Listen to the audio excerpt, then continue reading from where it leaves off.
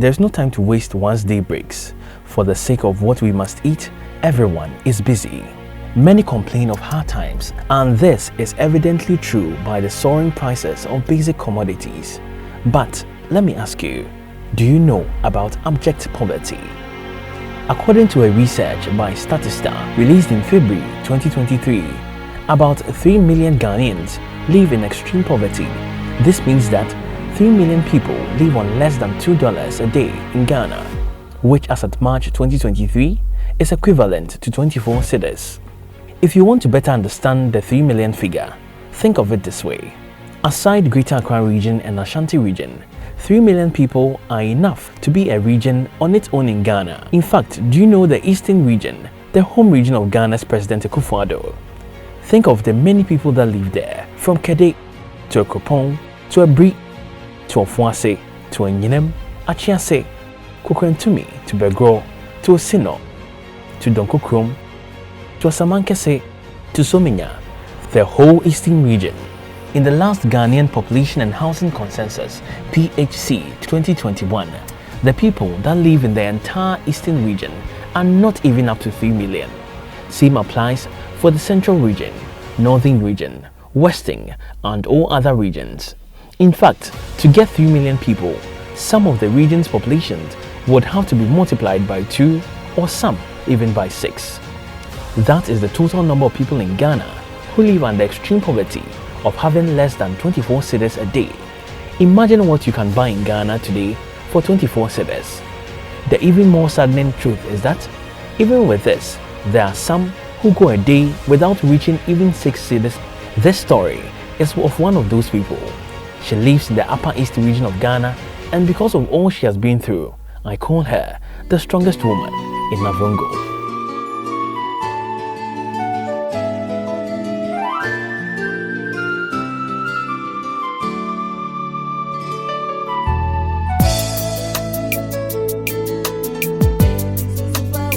The wanderings of the job brought me to the Upper East region of Ghana, and it has taken me some time, but this is a story worth telling. Meet Afia Azortiba, an old lady whom from the mix of it is about 70 years and older. She does not speak and has been mute since she was born. She lives alone as well. Her husband has been dead for a long time. It's not easy for her. Linda Azortiba is a fierce daughter, married into a small family in a town nearby. For them that they can easily pay, or she'll go when they are harvesting, she'll go and help people to harvest, and then they'll give her food, so she will also come and be using that one. So that in case we also get some food, then we'll bring it to her. That's how she has been managing. Apart from that, she has nothing to do again. Does she make enough money to feed herself? No. Where will she get money? Apart from farm work that she will go and do. You can see as now everything has finished. Nobody have work again. So that's it. I sat down with Linda and her mother for a chat. We sat on the compound of the humble mud house with Linda serving as interpreter for the sign language, with lots of compound guinea fowls busily disturbing the scene.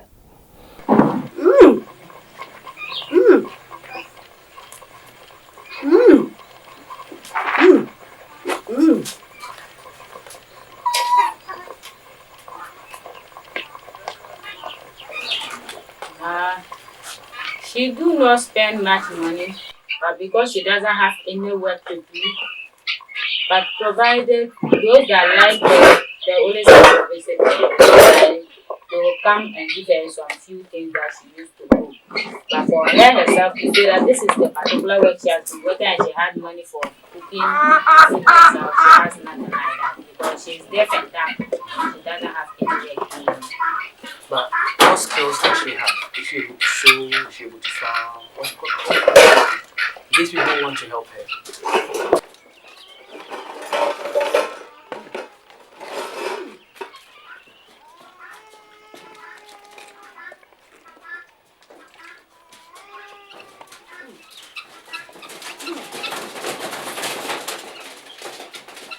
While going for she always try her best, also show the small portion that she have, so that whether she have fertilizer on the place she doesn't have, she'll make sure she also try her best to do the place so that the things will do. If the things didn't do, it's not her fault because she doesn't have anything to put there. So, but when harvesting time always comes, she always go and help people to harvest, then she will get some small food. Either people have winning of their rices, maize, then millet. She always go around. And those that know her normal come to the house and tell her to go there and have them. They will also give them few of the food to come and eat. Afia told me of how, due to disease, she seems to have been neglected by society.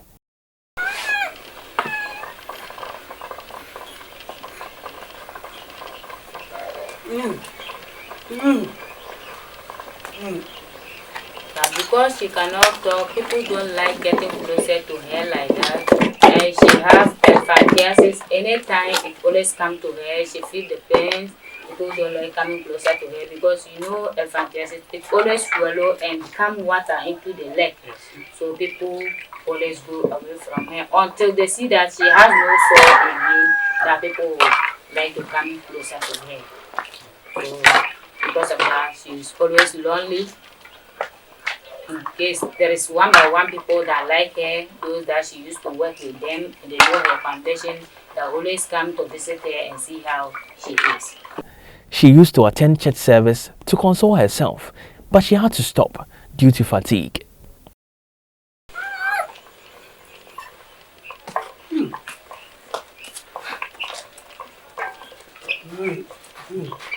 That she has been going to church all the time and praying to God, but it has got to some time. Now she's tired, she cannot go for evening prayer, so she decided to stay in the house. But she laid her complaint to the pastor, and the pastor asked her to stay in the house and be praying. They will also be praying for her anytime she's not with them, and God will look through. Staying alone is quite difficult, especially with the conditions that Afia Azortiba is in. Linda comes around to visit as much as she can, but this is never enough. She recalls the challenging period of the national COVID-19 lockdown in 2020. She was also living there like that because she have no option. I came here and explained to her the reason why we cannot be coming frequently to see her. And she too, she's not supposed to be walking around, going to people's houses. She have to stay alone in her hut. In case of anything, she should just manage like that. Even if she doesn't have anything, maybe she'll be having a salt. She'll just manage with that one and eat.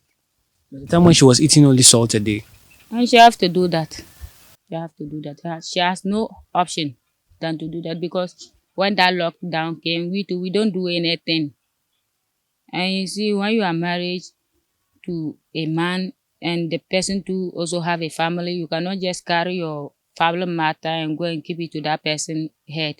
So the only thing you do when you also had your job and you went and do and you have your money, that 1 year you can use it to do what you want. So that is what we also do to help her. But when we don't have anything, we let her know that we don't have anything. So she should be managing. If God provides, we will also give it to her. And how many children do you have now? I have two.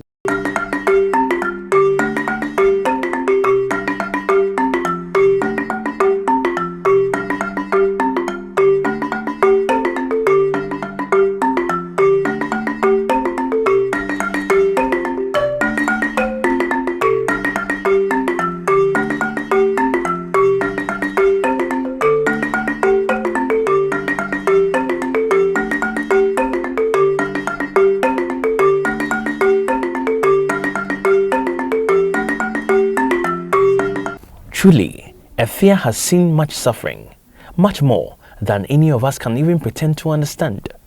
I asked her again what meant most to her at the moment.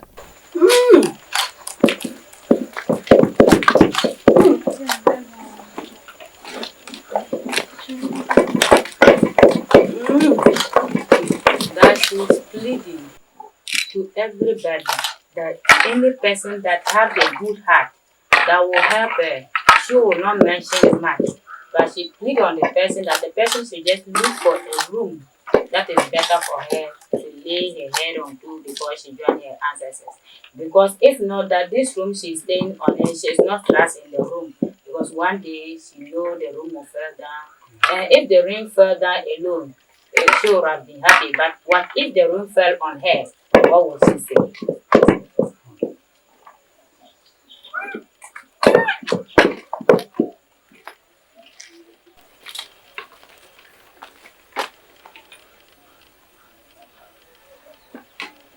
Now, when the room fall down and she has no place to go, when she go to anybody's house, the person will not allow her to stay in her house whereby she don't have money to pay. Because now people build their rooms for renting. They don't give it out for free. And they don't think about this person that is coming begging to stay there, doesn't have money, or the person cannot afford. They will only insist on their money. Her daughter Linda explained further. The important thing is that the hut she's living inside is not good, because the zinc, it has leaked. When rain is falling, there is water dropping on her, and the place too is always wet. For her lying there is a problem. So she'll be in need of hut for where that will be proper for her to be living there. Then if they can help her with food, the food that she'll be eating, that is the problem that we are facing now. She took me inside the hut and the very room in which Afia Azortiba spent her nights. So this is where she sleeps.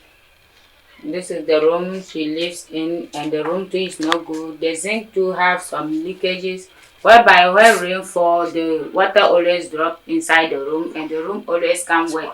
At least when she's lying there, the room always fall on her. The rain always fall. Some of the water drop on her, whereby she cannot sleep. She'll have to wake up and sit down. Whereby when the rain stops, then she'll be able to sleep. And the room too also have some cracks that will make the room to fall. That is why we'll try our best to see what we can do. So far as we cannot give her a new room, we have to give it support at the back with pillars, whereby the room will not fall for her to be managing inside. This is a big crack. That is why we use sand to just it inside. And you see that it didn't do well, so it's still removing out the things. So it's passing through this way to go this way. So when rain season come again, we know this side will go and she won't have any place to stay inside again. Coming here too, coming to the window side too, we know that that place too is not stable for us. So that's why we just here and see that the window too is not proper. That we did. So we just manage it like that for her. But rainy nights invading her room and making her cold, being deaf, suffering elephantiasis and social stigma are not the only problems that Afia Azortiba faces. The last part in the details that Linda told me shocked me to my very core. And the door too is no good, because people have been disturbing her. Sometimes, some men too, we don't understand them. For them getting to know that she's the only one staying here, nobody is around with her. Sometimes in the night, the users come to rape her in the night. She is raped in the night? Oh, in fact, my brother, it's not easy. Several stories we have been hearing about. How many? About 3 times. Somebody tempted her. So she have to shout. There's a man here staying also here. His house is also closer. He always run here to see what is the problem. So finally he has to call us and tell us this is what is going on. We have no option to do because we are no boys. So far as we are girls, we don't have the strength on it. So we are also praying to God that there is one day, if God hears our prayers, something will be done and we will also rest. Linda takes me round the hut and explains to me that her husband and herself have been trying to fortify the hut, but that finances and time have not allowed neither of them to make any meaningful impact on her mother's place of abode. She looked into the KANTANKA TV cameras for one last time during my stay in NAVRONGO. Her mother has been through so much, as we have seen you in this documentary. She only hopes that Ghanaians can help her. It may not even come through cash. She just wants a safe and secure room built for her mother, the woman of almost 70 years old who endures so much every day, the woman whose struggle of 9 months brought her into this world. Fellow Ghanaians that we are all here in NAVRONGO. My name is Azortiba, and this is my mother beside me called Afia Azortiba. She wants to thank Ghanaians that everybody that is watching on her on this telly, the person should try and give her help, because in her conditions it has not been easy for her, and everybody that will have any help for her by building a room for her, she will thank God for that person, and God will surely bless that person. Whatever the person is doing or wherever the person is, then God will surely bless the person. Thank you very much. That was 2 years ago. In April 2023, I called up Linda once again to see if things changed.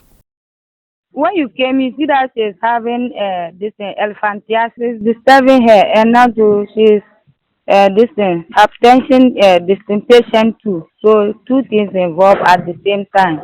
So this time there it's not easy on us. For her room there is still the same way. We are even wondering when this rainy season that is coming now, how it will be. We went and begged for one boy from our area, so he's the one now staying with him. Okay. Okay. There is a small boy that we went and begged from one woman. Okay. So we moved that boy to her place, so there are two people staying now. The boy is a grown up, he's up to 15 years. Okay. And all the distance is just to build and do the plastering, doors, louvers, everything. Okay, and that will be 25,000 cedis. Yes. No amount is too small. This mother of ours still lives. Your city matters, and we believe in the viewers of KANTANKA television. When it comes to charity and compassion, there is truly none like you. Nipe hiamwa, as that can say. Our mother, Afia Azortiba, is relying on us all. Please forward your contributions to the mobile money number on the screen. Let us help her. It is true that the greatest helper we can ever have is the Lord Himself. Yet, even in His mightiest efforts, He does so through humanity. Let us show this mother of ours that love for our neighbors and one another still exists in Ghana. The little you have can make a big change in the life of this woman. We believe that you will come to her aid. Let us show her how possible it is for her to smile again. God bless us all.